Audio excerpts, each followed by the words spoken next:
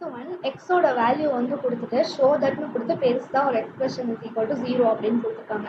இப்போ இந்த எக்ஸ்பிரஷனில் என்ன இருக்குன்னா எக்ஸ் கியூப் ப்ளஸ் 1/x³ இருக்குது, அப்புறம் x² + 1/x² இருக்குது, அப்புறம் x + 1/xன்னு இருக்குது. ஸோ நம்ம இந்த 3 வேல்யூ கண்டுபிடிக்கணும். x + 1/x என்னன்னு கண்டுபிடிக்கணும், x² + 1/x² என்னன்னு கண்டுபிடிக்கணும், x³ + 1/x³ என்ன அப்படின்னு கண்டுபிடிக்கணும். ஃபர்ஸ்ட் இங்கே x கொடுத்துட்டாங்க. ஸோ 1/x வந்து இதோட ரெசிப்ரோக்கலாக இருக்குமா, 2/5 - √2 இருக்கும்.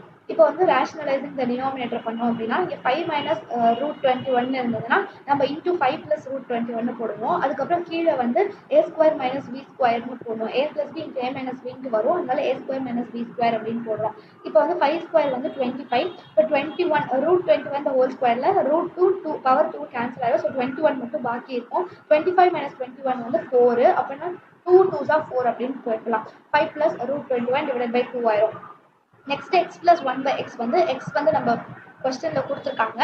1/x வந்து நம்ம இப்போ கண்டுபிடிச்சோம், அதை வந்து போட்டுடுறோம். இதில் வந்து -21 ரூட் இருக்குது, இங்கே +√21 இருக்குது, அது ரெண்டும் கேன்சல் ஆயிடும். ஸோ 5 + 5 10 / 2 2 5s are 10 அவ்வளோதான். நெக்ஸ்ட் x + 1/x ² போடணும். x + 1/x ² வந்து a + b ² இருக்கா, அதனால a² + b² + 2ab அப்படின்னு போடுறோம். இதில் x கேன்சல் ஆயிடும். ஸோ x + 1/x ² வந்து என்னன்னா x + 1/x தான் 5 கண்டுபிடிச்சிப்போம். ஸோ 5² போடுறோம். போட்டுட்டு இந்த மீதி எல்லாத்தையும் அப்படியே போடுறோம்.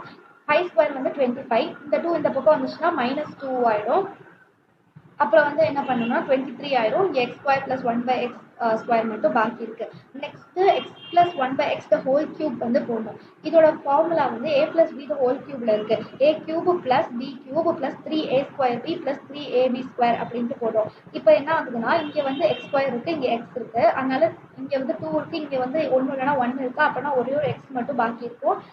இதில் வந்து என்னன்னா இங்கே கீழே வந்து ஒரு x மட்டும் இருக்கும், இந்த xும் ஒரு xும் கேன்சல் ஆயிடும். அதாவது வந்து x + 1/x வந்து என்னன்னா நம்ம 5 கண்டுபிடிச்சிருக்கோம். ஸோ 5³ அப்படின்ட்டு போடுறோம்.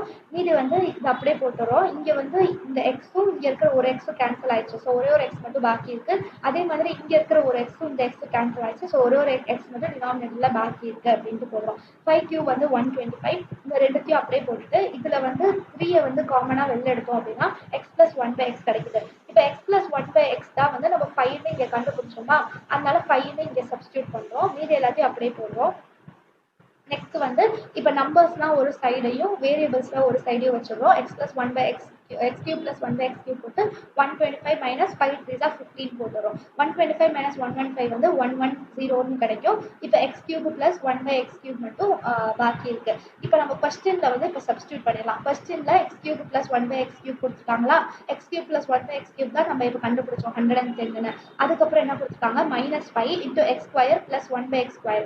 x² + 1/x² வந்து இங்கே போட்டிருக்கோம் 23 அப்படின்ட்டு, அதனால -5 × 23.